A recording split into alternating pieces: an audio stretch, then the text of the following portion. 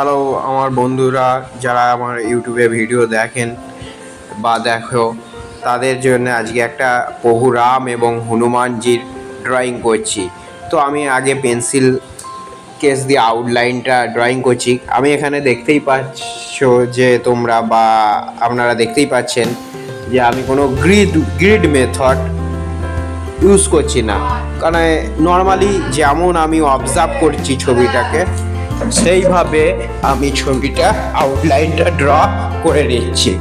তো প্রথমে রামজির একটা স্ট্রাকচার আমি ড্র করছি, আর সাথে হনুমানজির আউটলাইনটাও ড্র করছি। তো নর্মাল অবজার্ভ যত ভালো করব ছবি, তো তত ভালো ছবিটা আউটলাইনটা হবে। তো দেখছেন বারবার মুছে করতে হচ্ছে, ইরেজার ইউজ করতে হচ্ছে, তো করছি।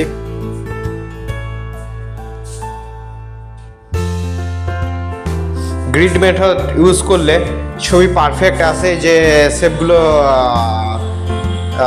দাগ কেটে ভালো আসে। কিন্তু নর্মালি অবজার্ভ করলে ছবি শেখার জন্য ঠিক আছে, তো নর্মালি অবজারভেশন পাওয়ার যত ভালো হবে তত ভালো ছবি হবে, সময়টাও কম লাগে এতে। যাই হোক, করছি, দেখতেই পাচ্ছেন হনুমানজির স্ট্রাকচারটা এখনও আই করিনি, শেষে চোখটা একটু আঁকবো। তো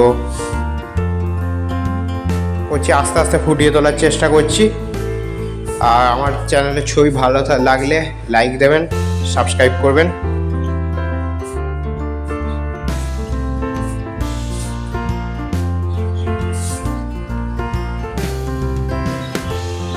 তো আস্তে আস্তে ছবিটা ফুটে উঠছে, আউটলাইনগুলো।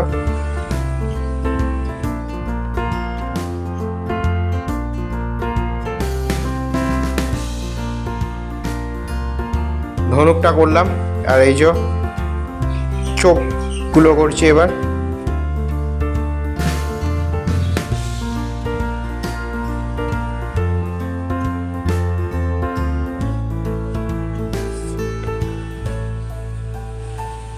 হনুমানজির চোখগুলো করছি এবার।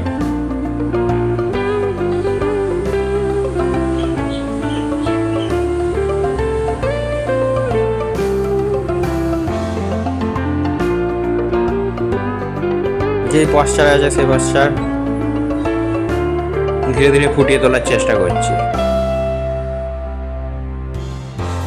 তো মোটামুটি কমপ্লিট, শেষের দিকে আর আউটলাইন ড্রয়িংটা।